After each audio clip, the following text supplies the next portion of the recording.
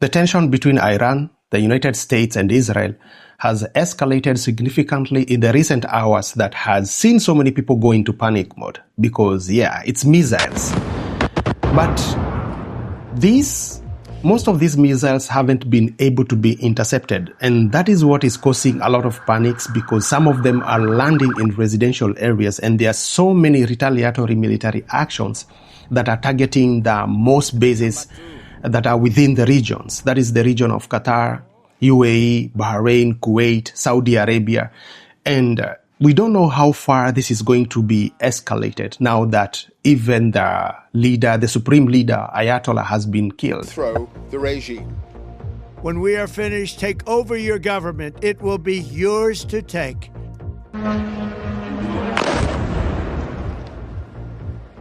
Iran has retaliated, hitting many countries in the Gulf.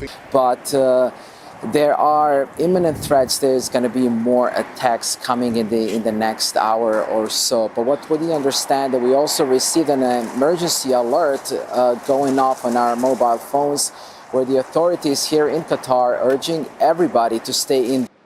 Several sites were hit in what Donald Trump has described as a successful mission. The Iranians have, however, hit back themselves with force right across the region. Plumes of smoke were seen in an area of Bahrain near the headquarters of the US Navy's 5th Fleet. An airbase in Doha was also hit, where there is a significant... For the Kenyan community and basically everyone who is living within these regions, I urge you to stay vigilant and be safe because we don't know how far this can escalate. However, there's no any large-scale confirmed civilian attacks, but it doesn't mean that they can't be one or two casualties. Like it was reported in Dubai, there was maybe one or two casualties, but we don't know yet.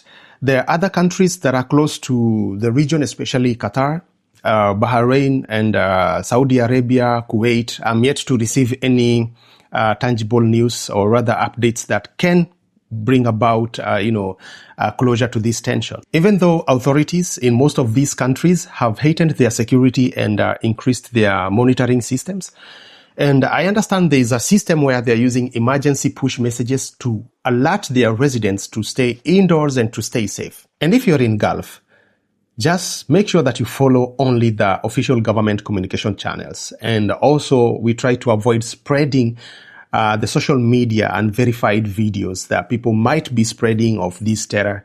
And also, it's good to know your closest contact details and information. Plus, for those countries that their embassies keeps them close, it's good to make sure that you get the updates from your embassies. Staying safe and being vigilant is our personal responsibilities because we don't even know how far they are going to escalate these wars, especially now that we have verified news that confirms the supreme leader of Iran, Ayatollah Ali Khamenei, being dead.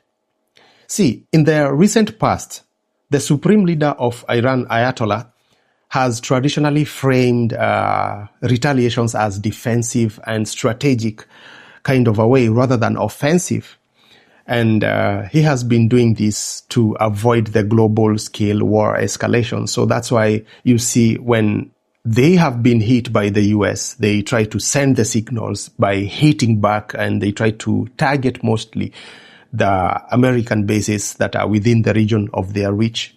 And that's why you see the wars that are happening, the things that are happening here and there in between the Middle East.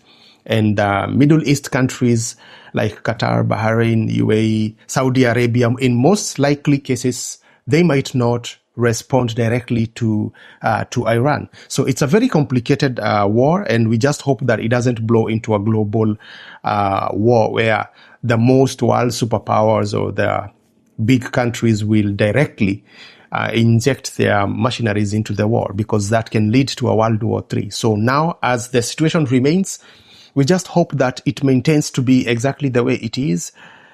We hope it's just a form of retaliation from the previous hit that they were hit by US and Israel.